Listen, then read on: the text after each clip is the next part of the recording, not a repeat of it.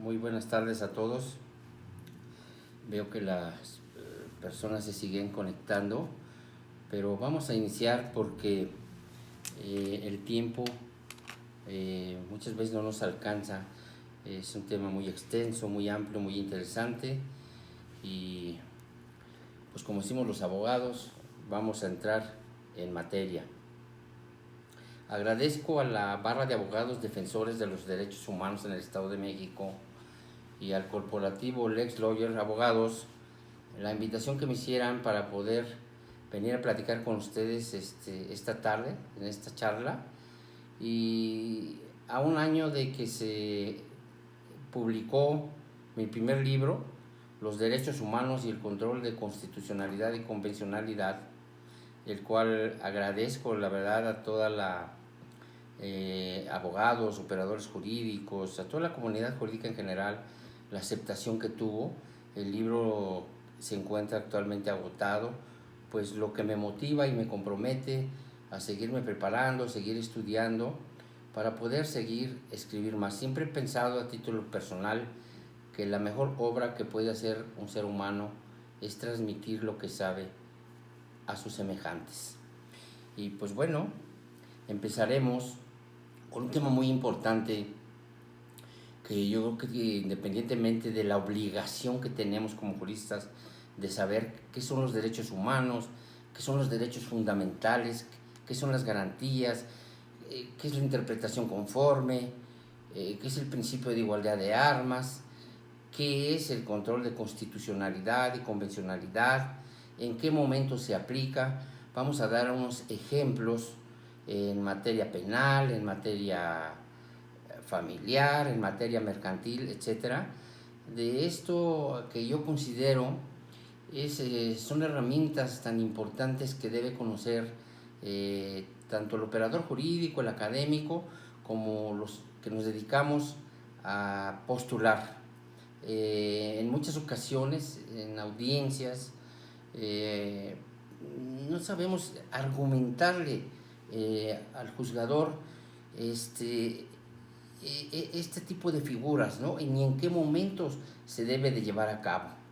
Bueno, iniciaré con qué son los derechos humanos, diciéndoles que en materia de derechos humanos existen dos teorías que nos definen qué es esto.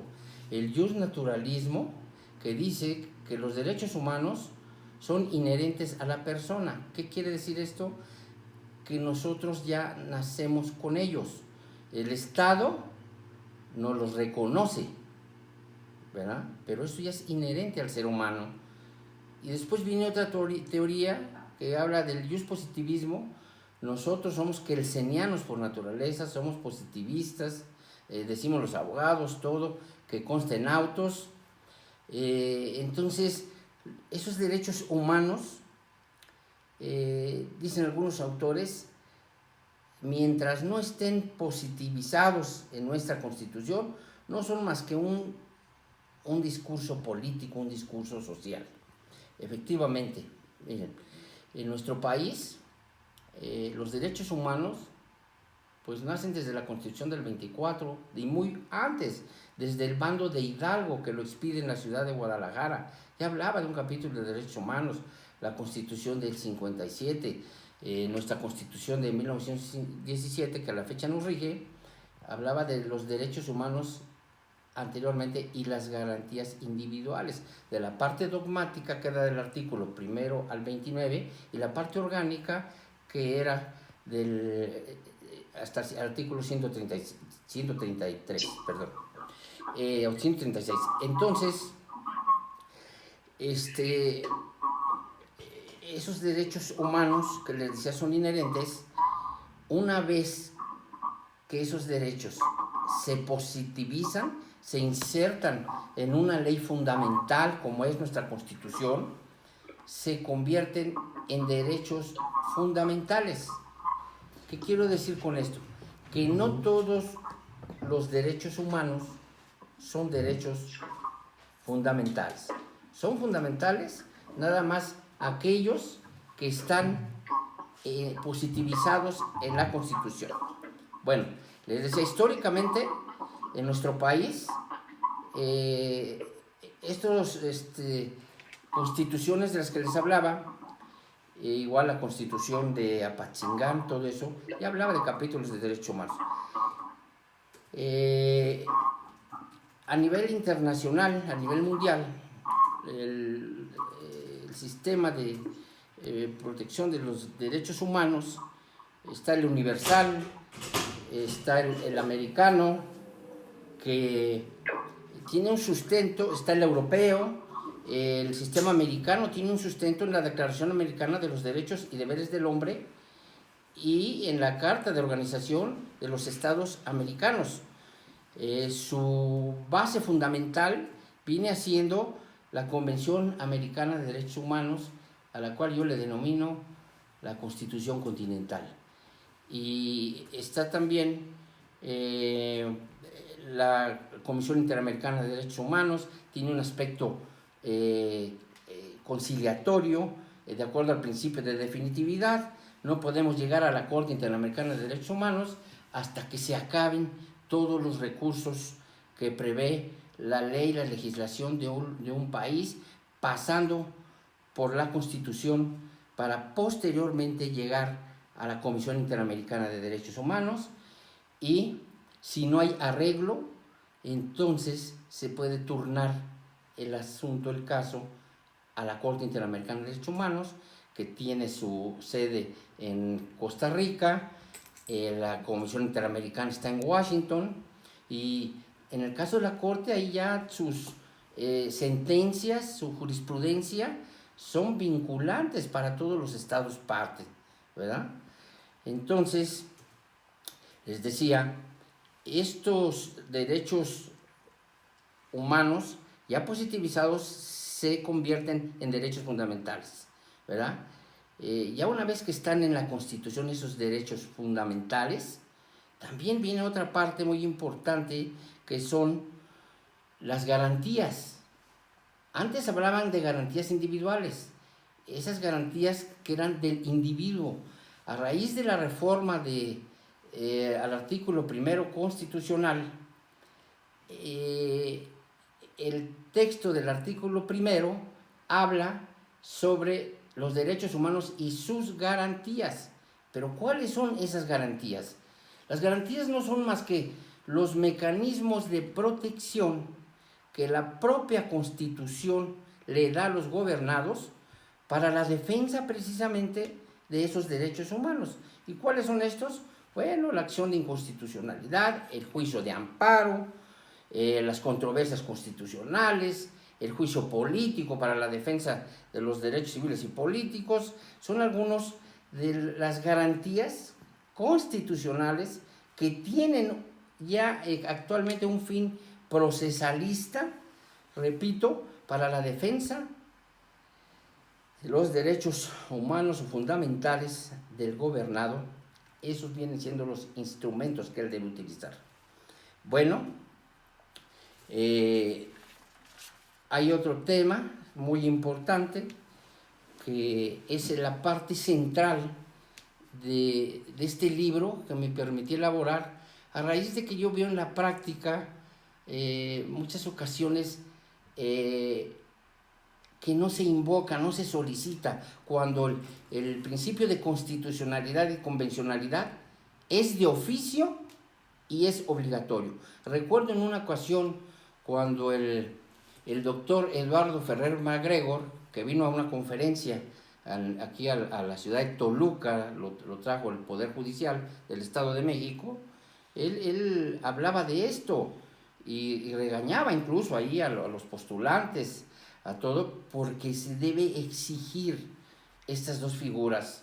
O sea, no es de que si quiero o no quiero, pero muchas veces el juzgador no lo lleva a cabo porque el abogado postulante en una audiencia no sabe invocarlo o no sabe exigirlo. Vamos más a fondo del asunto.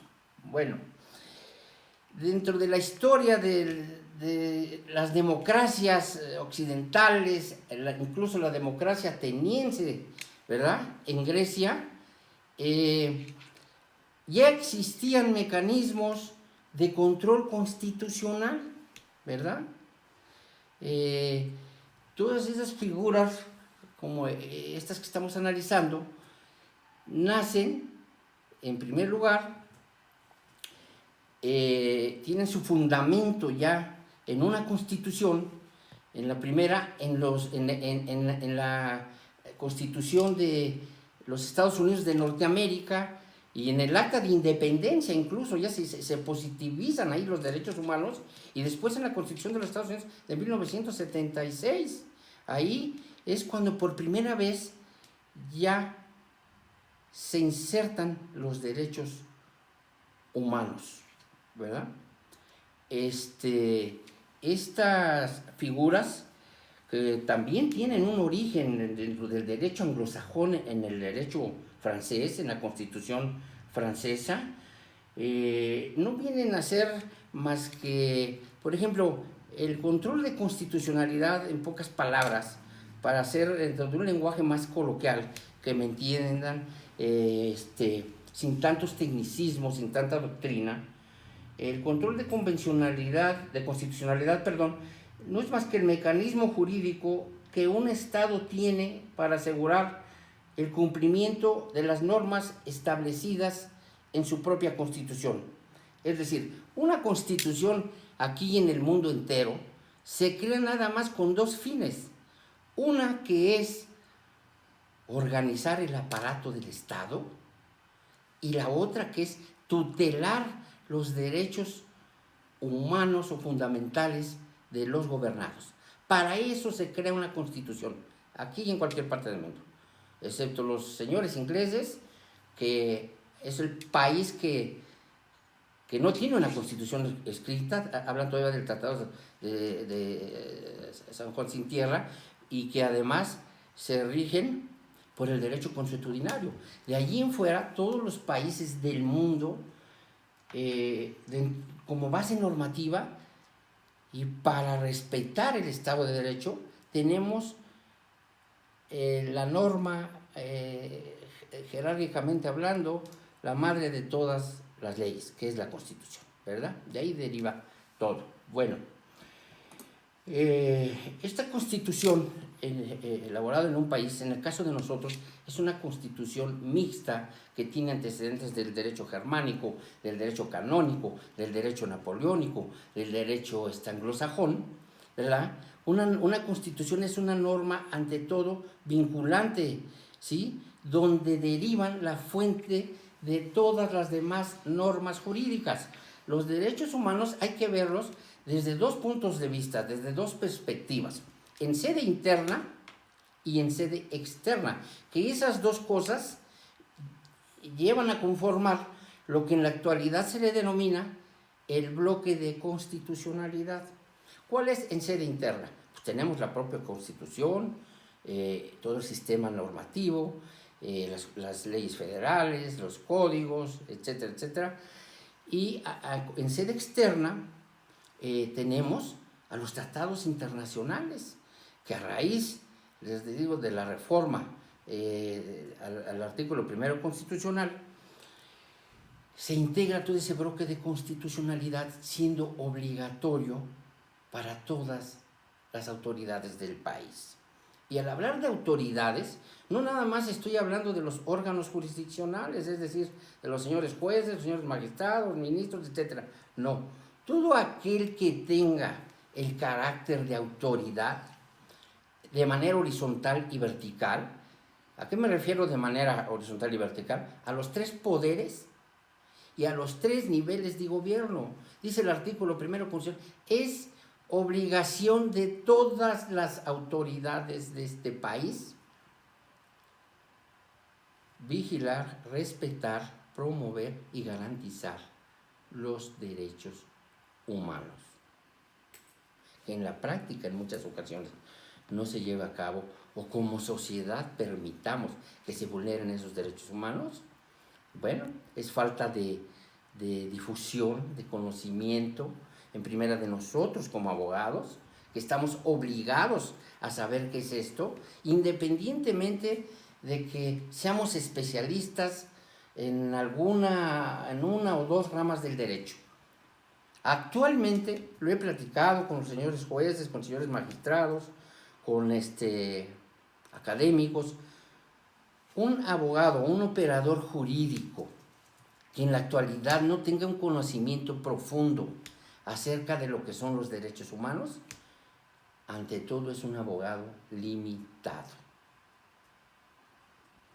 Porque tienen, como les decía, sede interna y sede externa.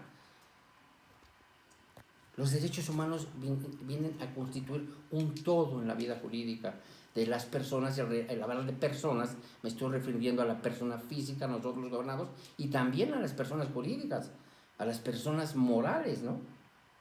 Las personas morales en sí no tienen derechos humanos, tienen derechos humanos las personas que lo constituyen a la persona moral, ¿verdad? El derecho al patrimonio, el derecho humano a un debido proceso, etcétera, todas estas cosas. Bueno, ya entrando a fondo, les voy a hablar también qué es el control de convencionalidad.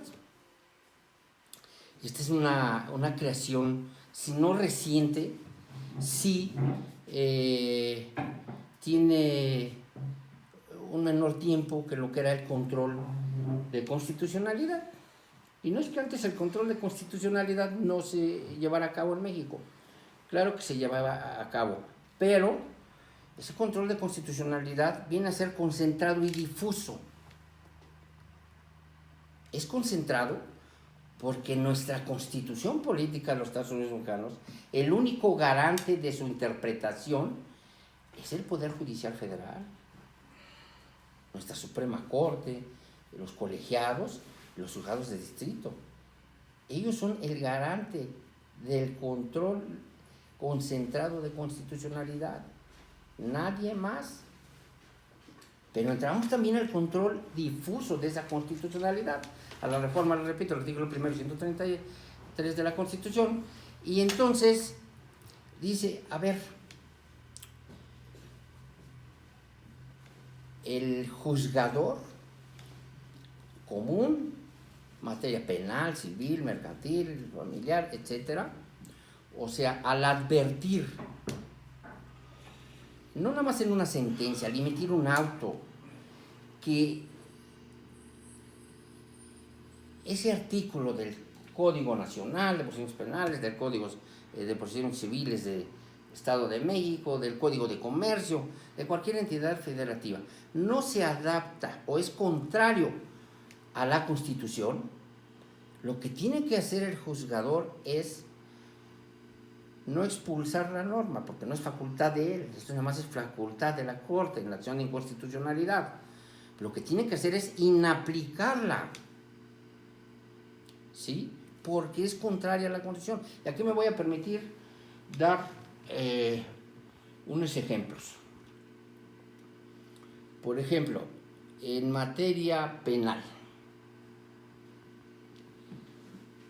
hay 4 momentos procesales en lo que es la etapa de investigación inicial y complementaria, donde el juzgador debe hacer control difuso de constitucionalidad o de convencionalidad.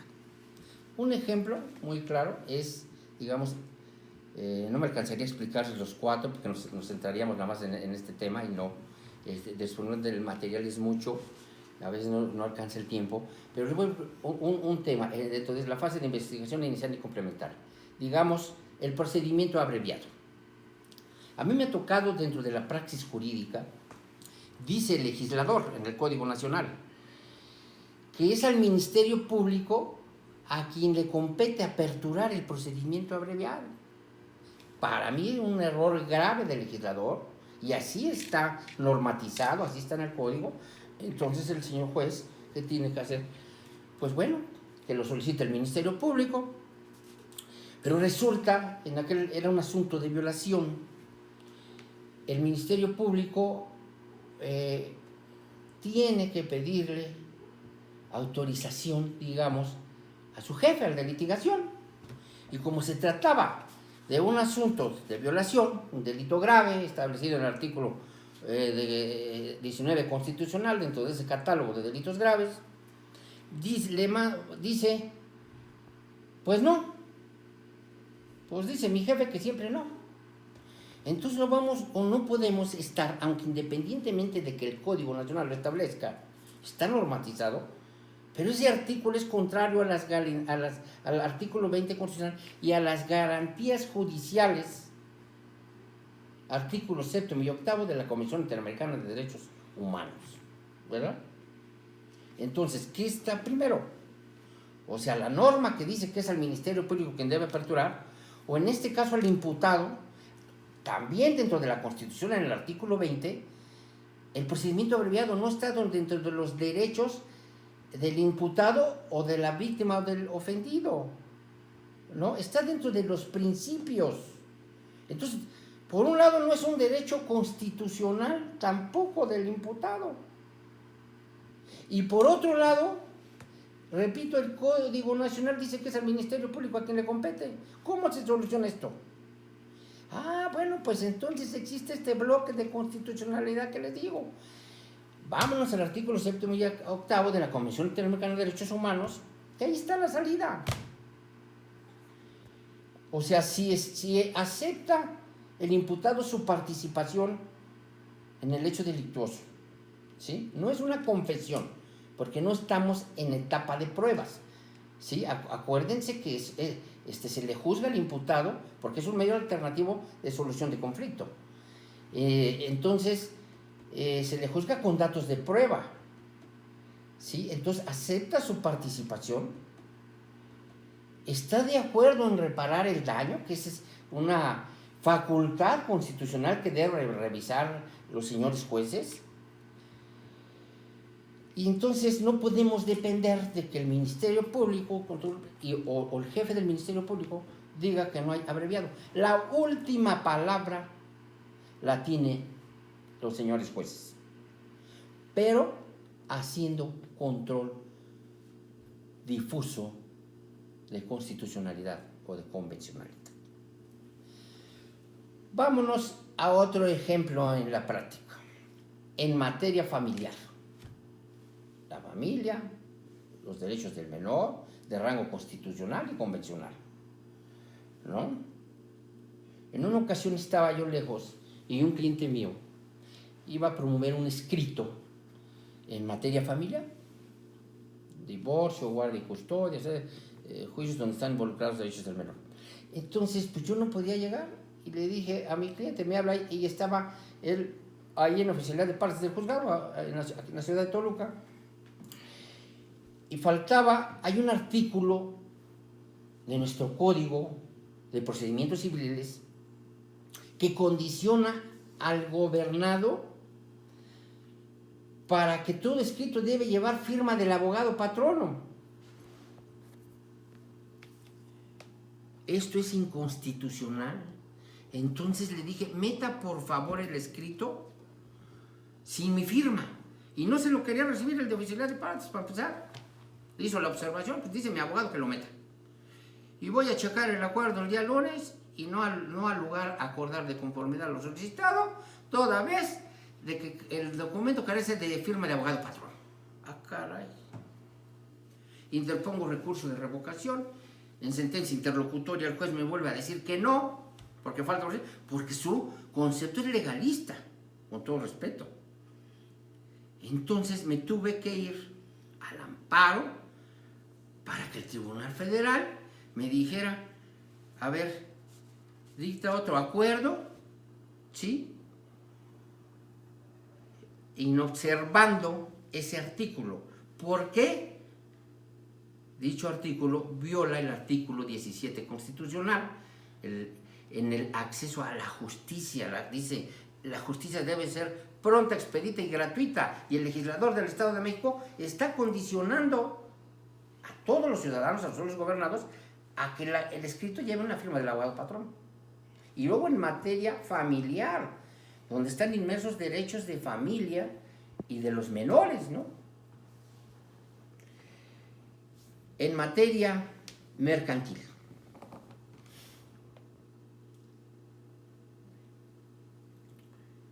Actualmente ya los jueces, vamos a hablar de títulos de crédito, los jueces están llevando a cabo ya la revisión, se puede tener un título de un pagaré donde se pone el 10%.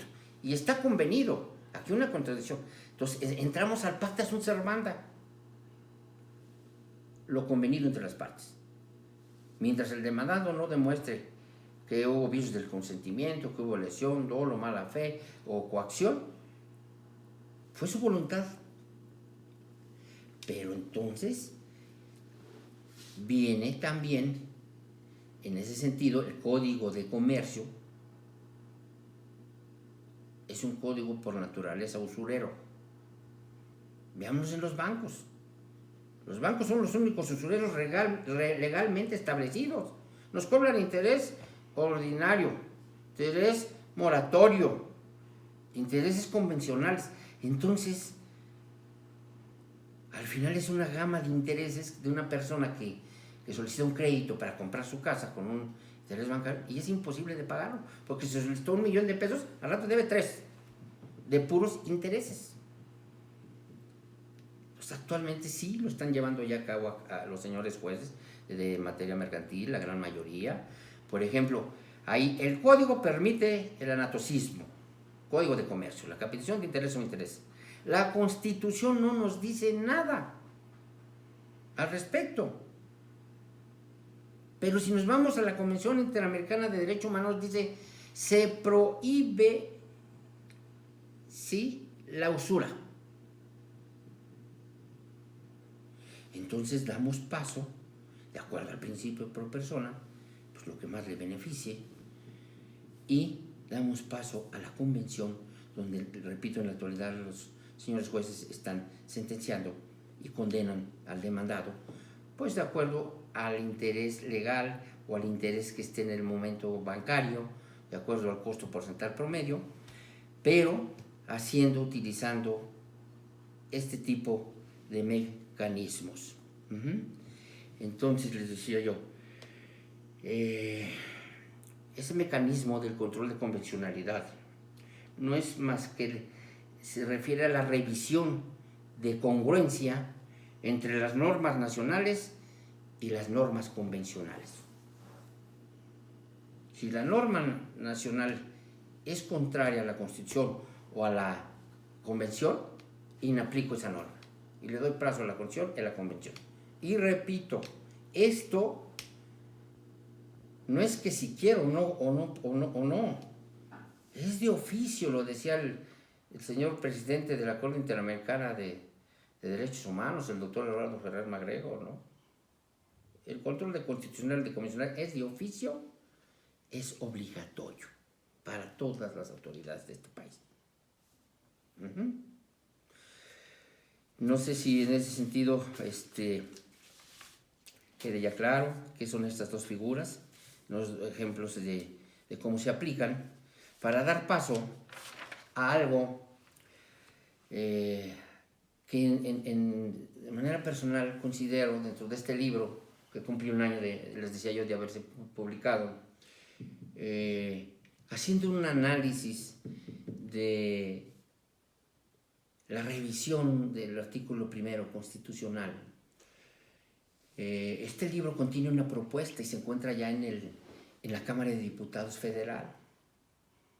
Siempre he sido de la idea, como jurista y como persona, de que a toda crítica debemos proponer una alternativa de solución. Porque de lo contrario, estamos cayendo en el subjetivismo coloquial puro. Dentro del subjetivismo al objetivismo hay un mundo de diferencia. Dentro del objetivo entramos, en el caso de nosotros, al derecho probatorio, a lo científico del derecho. Entonces, haciendo un análisis de esa norma, porque además el artículo 1 constitucional lo prevé, aquí es cosa que los señores legisladores, el Congreso, diputados, senadores, repito, ya está esta iniciativa, se pongan a trabajar, porque además es necesario ya en la praxis jurídica y en general.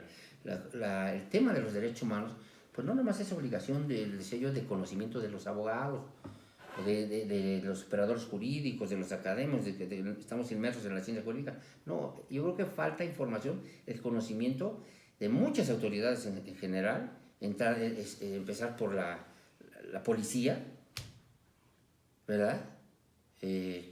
Yo no concibo cómo la policía municipal o estatal, a pesar de que pues ya actualmente en algunos casos se exige que haya terminado la preparatoria y todo eso, les pregunto a un municipal, ¿qué son los derechos humanos? O a un presidente municipal, ¿no? Cuando hay una serie de violaciones simplemente por faltas administrativas, ¿no? Por el sospechosismo de los policías municipales, que va medio tomado, cuando no sea, a lo mejor va enfermo, y van y lo ponen a disposición ahí de la comisaría municipal, ¿no? Entonces, es necesario, desde mi muy particular punto de vista, que exista más información sobre derechos humanos. La Constitución nos dice la obligatoriedad de los derechos humanos. Nos habla de los principios de los derechos humanos, el principio de universalidad, el principio de interdependencia, el principio de indivisibilidad, el principio de progresividad, etcétera. Nos habla de la interpretación conforme, nos habla del principio pro persona, del principio de igualdad de almas. Está bien, pero la Constitución no nos dice qué son los derechos humanos, porque eso no le corresponde a la Constitución, eso le corresponde a una ley ordinaria. Entonces, así como existe la ley reglamentaria del artículo 27 constitucional, que se refiere a la cuestión agraria, o existe la ley reglamentaria, que es la Ley Federal del Trabajo, del artículo 123 constitucional, o existe la ley reglamentaria del artículo 103 y 107 constitucional, que es la Ley de Amparo, también debe existir la ley reglamentaria del artículo 1 constitucional, ¿verdad?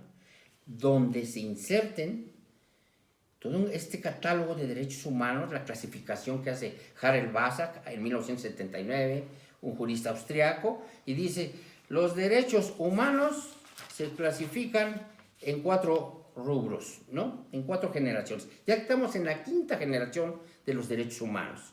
Y habla de los derechos humanos de primera generación, tales como el derecho a la vida, a la dignidad, a la libertad, a la igualdad, a la libertad de expresión.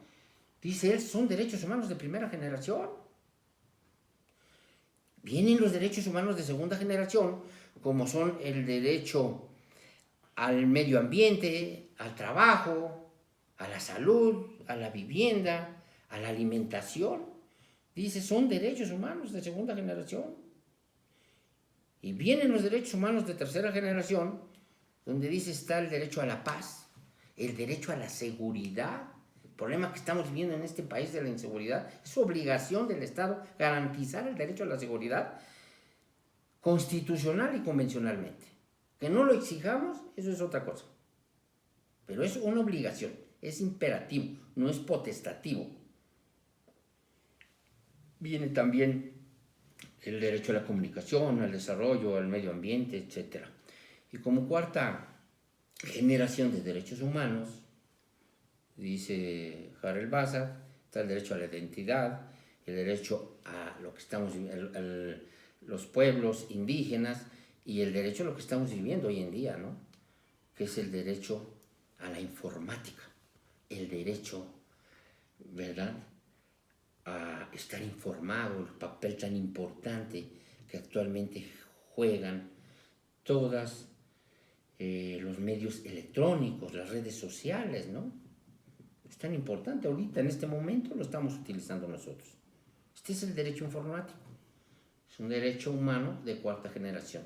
Pero si no tenemos bien clasificados los derechos humanos, en primer lugar, ¿qué es? ¿Qué es un derecho humano? ¿Qué es una garantía? ¿Qué es un derecho fundamental? Y su clasificación, sus principios, pues va a ser muy difícil que sepamos solicitarlo o exigirlo nosotros como abogados postulantes en una audiencia. Pues miren, el tiempo nos agobia. Yo les agradezco a todos ustedes. No sé si hay alguna serie de preguntas, con todo el gusto las trataré de contestar. Y básicamente es el tema del día de hoy. Van a ser 3 ponencias. La próxima miércoles vamos a hablar sobre la inconstitucionalidad de los juicios en línea, tema también muy controvertido, y cerraremos con el problema de la inseguridad en nuestro país y sus alternativas de solución. Pues adelante, si alguno de ustedes tiene alguna pregunta, con todo gusto estaremos en posibilidad de contestar. No, doctor, ninguna, muchas gracias. A usted, licenciada Aimé, por verme, por seguirme. Espero que mi participación el día de hoy haya dilucidado esas dudas sobre los derechos humanos y sobre todo estos 2 instrumentos jurídicos como es el control de constitucionalidad y convencionalidad. ¿Alguien más? Muy completa su exposición, doctor, de verdad, muchas gracias. No, gracias a ustedes. Yo tengo una, doctor. Sí, con todo gusto. Mire, se trata de lo siguiente. Usted hablaba de los intereses bancarios. Ah, ok. Yo no. Hablaba anuales y hablaba convencionales y hablaba otro tipo. Sí. Mi pregunta es esta, doctor. Sí. ¿Qué regularizar en esos términos para poder regularizar nada más con un solo interés como lo establece el Código de Comercio? Sí. Porque ahí podría, doctor. Sí. Ahí por usura por parte ¿cómo se llama? Por parte de los bancos en ese sentido. ¿Usted tiene algún problema de hipoteca o algo? No. Okay. Yo nada más estoy opinando en esos términos, nada más. Mire, efectivamente, como les decía, en nuestro Código de Comercio ya actualmente también han existido reformas en el sentido de que se debe atender, no recuerdo ahorita el artículo, al interés legal o al interés bancario, ¿no? Pero existe, les decía, otra corriente, otra doctrina. Les hablaba del pacto sunt servanda, ¿no? Y muchos jueces ya, incluso en la actualidad, sobre todo cuando se trata, no tanto de títulos de crédito como el cheque, el pagaré o la letra de cambio, de contratos bancarios o de un contrato entre 2 partes que se elaboró con un 8, un 10% de intereses. Hay algunos jueces en materia todavía civil o mercantil que están condenando a esto, ¿no? Pero ¿dónde está la clave? Se lo voy a decir. Si yo voy como demanda, el actor y su abogado pues se van a valer sobre lo que está en el contrato, ¿no? Y esas van a ser sus prestaciones, ¿no? La suerte principal de tal cantidad y el interés de tal, porque además se firmó entre las partes. No hubo ningún vicio del consentimiento. Entonces, si yo voy como abogado del demandado, ¿cuál es el momento en que... porque esto es algo también muy importante. Si yo al contestar una demanda como abogado no me sé excepcionar, muy difícilmente después, aunque se vaya a la apelación o al amparo, ¿sí?, le van a otorgar esa reducción de intereses. Porque está la causa de pedir. Nosotros somos peritos en derecho. Entonces, al momento que usted conteste una demanda en materia mercantil, sea contrato, sea un ordinario, sea un ejecutivo, a la hora de contestar hay que saberse excepcionar en base a la convención. Se prohíbe la usura. Para que si el juez no sentencia quitando los intereses o condenándolo a los bancarios, pues usted en amparo le puedo casi asegurar que va a ganar el asunto en cuanto a los intereses. Sí, no sé si haya que... Porque hay otro cuestionamiento ya en este sentido. Y mi pregunta estriba en lo siguiente, ¿por qué entonces a una persona que presta dinero y está cobrando el 12%, 13%, vamos a decir? Sí. Personas que cobran hasta el 20%. Sí. Luego, y podría ser, ¿cómo se llama? por ahí podés levantarse por un delito, ¿no? Suena más que nada de persona a persona, y por qué no de persona a banco. Bueno, ahí ya es una cuestión del criterio del abogado. Pues yo creo que si existe la suerte principal y al menos que esté alterado el documento, ¿no? Que no sea su firma o que se demuestre con una pericial que no es su firma, no, entonces ya hay un delito, ¿no? Pero si el interés, para eso son las pruebas periciales, ¿no? Entonces, si a mí me demandan por la vía mercantil, yo desde mi muy particular punto de vista, ¿no? ¿Qué haría? Pues tumbarle los intereses, ¿no? Excepto que el documento se redarguya de falso. Ahí sí es otra cosa. Darle vista al Ministerio Público, usted lo puede hacer desde el momento que conteste la gana, al Ministerio Público adscrito al juzgado civil o mercantil. Y bueno, ¿y por qué no se puede hacer entonces con los bancos eso? Es ahí donde podría estar una laguna de la ley ahí para poder Mire, yo así le voy a decir rápido porque disponemos ya más de 2 minutos, no sé si alguien más quiera platicar. Yo fui abogado de bancos algún buen tiempo y sería un tema muy importante de otra conferencia. Yo le puedo decir, o si gusta contactarme por WhatsApp, por Facebook, yo le puedo decir que el error de los bancos, pero repito, ya es otro tema, está en que cuando se le otorga un crédito a una persona, la obligación del banco es hacer un estudio de viabilidad económica. Porque una persona que con todo respeto gana 10, 15 mil pesos al mes, no va a pagar un crédito de 1 o 2 millones, ¿no? Es imposible. Entonces, son muchas salidas. Pero repito, sería tema de otra ponencia, con todo gusto, también es un tema muy importante. ¿Algo? Ya está sobre el tiempo usted, porque todavía tenía otra pregunta. Sí, le agradezco. No sé si hay la finalidad de dilucidar todas las preguntas de los demás participantes. Adelante, alguna otra persona, los abogados que nos están viendo, con todo gusto. Disponemos de 1 minuto.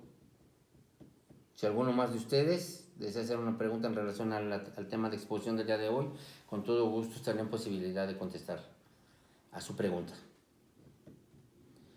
De no ser así, pues yo agradezco a todos ustedes, veo que fue un muy buen auditorio y que este tema tan importante haya dilucidado, repito, sus dudas y sobre todo que como abogados sepamos aplicarlo y exigirlo en la práctica judicial en beneficio de nuestros clientes, de la sociedad, de todos los gobernados.